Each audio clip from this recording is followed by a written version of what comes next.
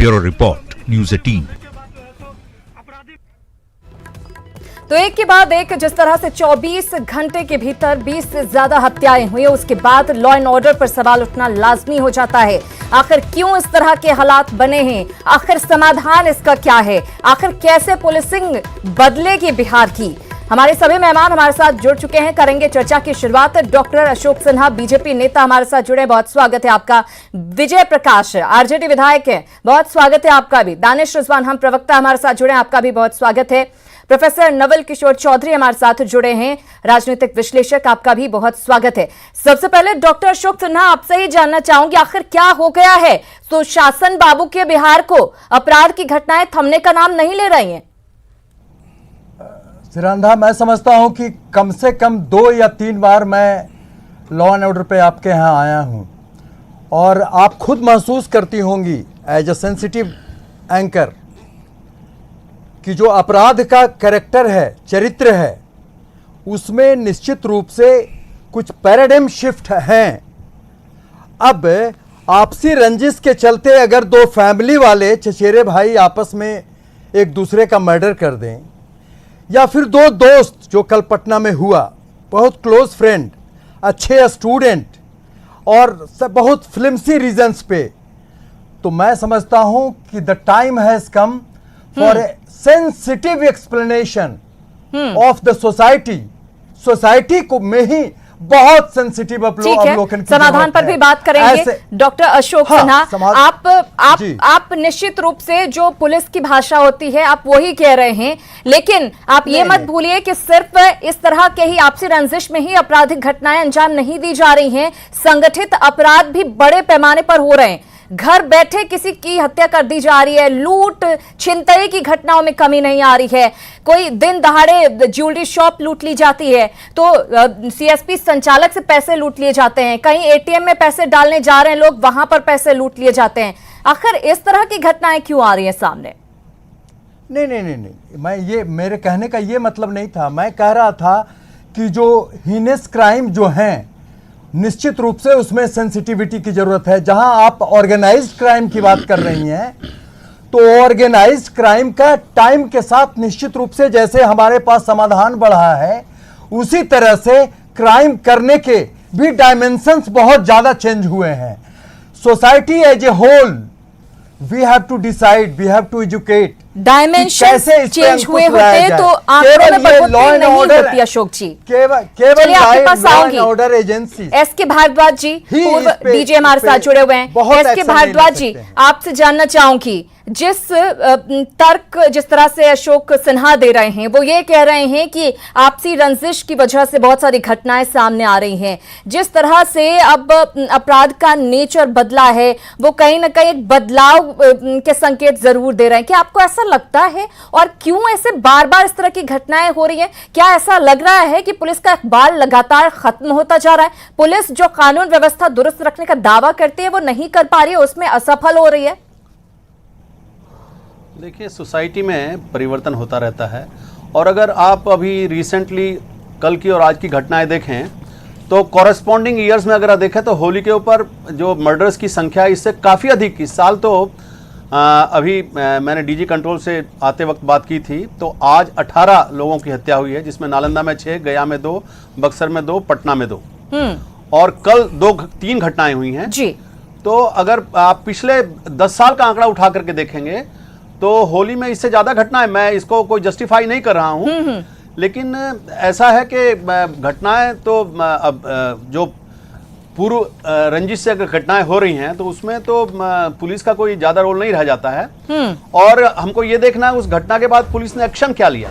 अगर पुलिस अपना एक्शन ठीक ढंग से ले रही है तो मेरे ख्याल तो इन्वेस्टिगेशन ठीक करके और घटनाओं के ऊपर लगाम लगाया जा सकता है। ऐसा क्यों होता है इसके भारद्वाज जी कि होली के मौके पर या किसी भी त्योहार के मौके पर सुरक्षा ज्यादा होती है? हम लगातार दिखा दे रहे थे कि किस तरह से मुस्तैदी की जा रही है, बावजूद इसके इस तरह की तस्वीरें क्यों सामने आती है? देखिए, होली के टाइम पर एक तो सोसाइटी के लोग बहुत ज़्यादा बाहर निकलते हैं, और नशाबंदी कितनी भी है, होली पर बहुत सारे लोग भांग का इस्तेमाल करते हैं, कुछ लोग शराब सेवन करते हैं, उसकी वजह से क्या है कि उसके दिमाग के अंदर जो फतूर घुसता है, तो उसकी वजह से वो बहुत ज्यादा उसमें आपराधिक प्रवृत्ति आती है। इसी वजह से ये घटनाएं होली के दिन अक्सर ज्यादा होती हैं। हाँ, चलिए विजय प्रकाश, क्या आपको भी लगता है कि जिस तरीके से कानून अपना काम कर रहा है, कानून नहीं पुलिस जिस तरह से अपना काम कर रही है, वो पहले से अपराध के आंकड़े कंट्रोल करने में सफल रही है, और जिस तरह से जांच की जा रही है उसमें तेजी आती हुई नजर आ रही है, मामले दर्ज किए जा रहे हैं, इसीलिए मामले ज्यादा आ रहे हैं सामने? देखिए सुनंदा जी, शासन प्रशासन दोनों का जो है आत्मा मर चुका है और इन लोगों के हाथों में अब जो है कुछ रहा नहीं। बिहार इनके हाथ से और अपराधी इनके हाथ से बेलगाम हो चुका है, जिसका कि कारण है कि आज के तारीख में 71 जो है घटनाएं, जिसमें कि 40 हत्याएं हुआ है पूरे बिहार में 2-3 दिनों में। और हमारे बिहार के डीजीपी साहब विदेश में जब बेइज्जत कर देते हैं कि बिहार कभी सुधर नहीं सकता है, अपराध कभी रुक नहीं सकता है, हमारे उप मुख्यमंत्री जी माफी मांग सकते हैं कि अपराधियों अभी अपराध नहीं, इलाज क्या है विजय प्रकाश जी? इलाज क्या है? आप भी जनप्रतिनिधि हैं, क्या आपको लगता है क्या लोगों को खुद भी सामने आने की जरूरत है? नहीं, ये दुर्भाग्य है कि डीजीपी बोलते हैं कि अवेयरनेस पैदा करना पड़ेगा। या कौन सा मुहिम चलाएगा जो क्रिमिनलों में जागरूकता पैदा करना चाहते हैं आप? सुशासन के बाबू लोग कहते हैं जागरूक हों, अवेयरनेस पैदा करना है, लोगों को जो है जगाना है। क्या जगाना है? चोर सुने धर्म का कथा। आप जो बोलने के लिए तैयार हुए हैं, ये लोग जो बैठे हुए लोग हैं, इन लोगों को थोड़ा सा शर्म हया नहीं रहा है? बेशर्मी का हद पार कर चुका है, फिर भी सुशासन। दुर्भाग्य है इन लोगों का। दानिश रिजवान, क्या आपको लगता है कि अपराधियों के जहन में कानून का खौफ नहीं है, इसकी वजह से इस तरह से अपराध को अंजाम दिया जा रहा है? देखिए सिरांदा जी, जब सरकार सत्ता संरक्षित अपराध होते हैं तो उसके ऊपर में हम ये नहीं कह सकते, और पुलिस महकमा के भी लोग कुछ नहीं कर सकते हैं। बशीर बद्र साहब का एक शेर है कि अब तो गली के लफंगों से डर लगता है, न जाने कौन सा गुंडा कब वजीर हो जाए।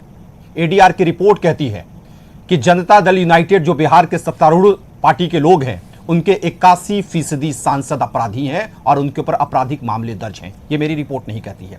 तो जब माननीय मुख्यमंत्री नीतीश कुमार जी वैसे लोगों को ही जनप्रतिनिधि बनाएंगे जिनके ऊपर में दर्जनों मामले दर्ज है, आपने देखा कि सिवान में ये कहते थे कि गुंडा मुक्त सिवान करेंगे, और जब विधान लोकसभा का टिकट देने का आया तो महागुंडा अजय सिंह को वहां से कैंडिडेट बना दिया।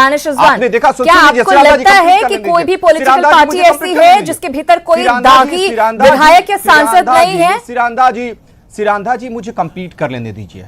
कोई भी पॉलिटिकल पार्टी के लोग ये नहीं कहते हैं कि हम लॉ एंड ऑर्डर के साथ, अपराध के साथ, अपराधियों के साथ कोई समझौता नहीं करेंगे। ये माननीय मुख्यमंत्री नीतीश कुमार जी कहते हैं और कोई सा नेता नहीं कहता है। ये से छाती ठोक के कहते हैं कि हम अपराधियों से कोई समझौता नहीं करेंगे, अपराध से कोई समझौता नहीं करेंगे। और उसकी बात, इस तरह के मामले जो है फंसाने के लिए लगा दिए जाते हैं आरोप, जिन पर आरोप सिद्ध होता है उनको सरकार सजा दिलवाती है, ये भी कहते हैं। सिरांधा जी एक चीज मैं आपको बता रहा हूँ कि मैं बिहार पुलिस के सिपाही से नहीं, देखिए विजय प्रकाश जी, गलत बात है, ये गलत आरोप लगा रहे हैं। जो होता है सिर्फ वही बता रही हूँ मैं। सिरांधा जी, सही बात धरातल पर आप लोग सिरांधा जी मुझे कंप्लीट करने दीजिए। अगर सही बात नहीं दिखा रहे होते विजय प्रकाश जी तो हम इस पर चर्चा ही नहीं कर रहे होते कि इतनी सारी हत्याएं क्यों हुई हैं। सिरांधा जी, आरोप नहीं लगा सकते। हाँ जी, दानिश मेरे से आपने सवाल पूछा है तो मुझे कंप्लीट कर लेने दीजिए। मैं सैल्यूट करता हूं बिहार के सिपाही से लेकर के डीजीपी तक को कि ये आपराधिक सरकार के बावजूद जिस मुस्तैदी से होली जैसे पर्व में लोगों ने अपने कर्तव्य का निर्वाह किया है, मैं सलाम करता हूं। लेकिन पुलिस महकमा क्या करेगा? जब माननीय मुख्यमंत्री नीतीश कुमार जी के कैबिनेट में बैठी बीमा भारती जैसी मंत्री के पति खुद अपहरण उद्योग चलाएंगे तो पुलिस क्या कर लेगी? क्या मंत्री के ऊपर में कार्रवाई करेगी? रहना है कि नहीं एसपी को? आपने देखा भारतीय जनता पार्टी के नेता भी हमारे साथ बैठे हुए हैं। बेगूसराय में इनके सांसद है और केंद्र में गृह मंत्री हैं। गिरिराज सिंह जी ने एसपी के बारे में इतनी तर्क टिप्पणी की और स्पष्ट तरीके से बताया कि वहां के एसपी क्या कर रहे हैं। गिरिराज सिंह जी को वहां के एसपी ने हैसियत बता दी।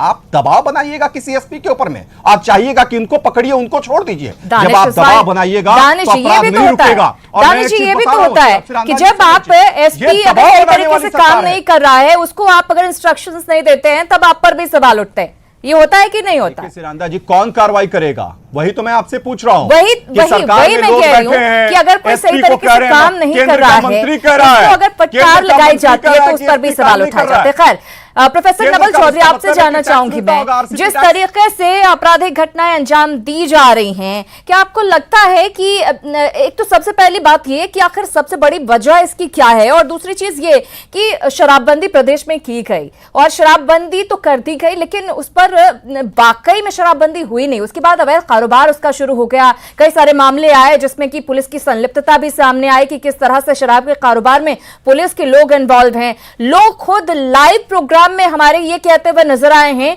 कि कुछ भी खत्म नहीं हुआ, शराब की बिक्री हो रही है और पुलिस खुद इसमें शामिल है। क्या ऐसा लगता है कि पुलिस कहीं ना कहीं इस जगह पर आकर कमजोर पड़ जा रही है, इसलिए इतनी मुस्तैदी के साथ या इतनी मजबूती के साथ वो फिर इस तरह की कमियों पर नजर नहीं रख पा रही है? प्रोफेसर नवल चौधरी।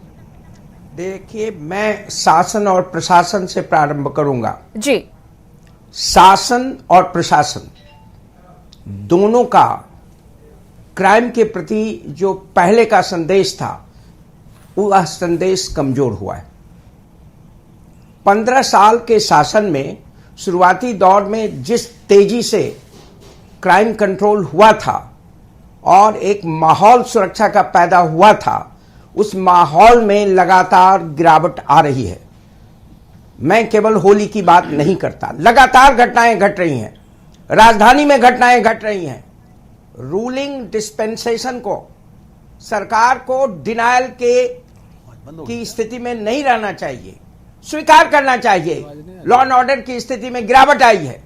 संख्या मत गिनाइए, क्वालिटी क्वांटिटी नंबर ही इंपॉर्टेंट नहीं है। एक माहौल ऐसा बना है जिसमें ऐसा लगता है कि क्राइम बढ़ रहा है, लोग असुरक्षित महसूस कर रहे हैं, और इसके पीछे प्रधान कारण है शासन और प्रशासन का संदेश का कमजोर होना। उनमें जो एक रिजॉल्व था, रिजोल्यूशन था कि हम किसी भी हालत में क्राइम को कंट्रोल करेंगे, उसमें कमी आई है। Let them accept it. और दूसरी बात, जहां तक शराब का सवाल है, शराब बंदी ईमानदारी से लागू हम नहीं कर पाए हैं।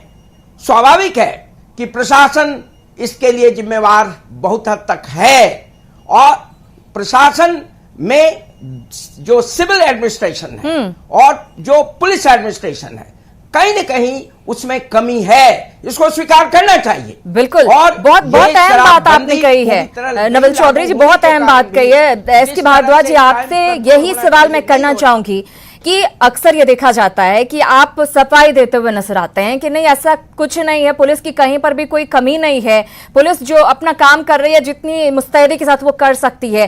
क्या ऐसा नहीं लगता है कि जब तक आप अपनी कमी को स्वीकार नहीं करेंगे, उसको आप दूर नहीं कर सकते हैं?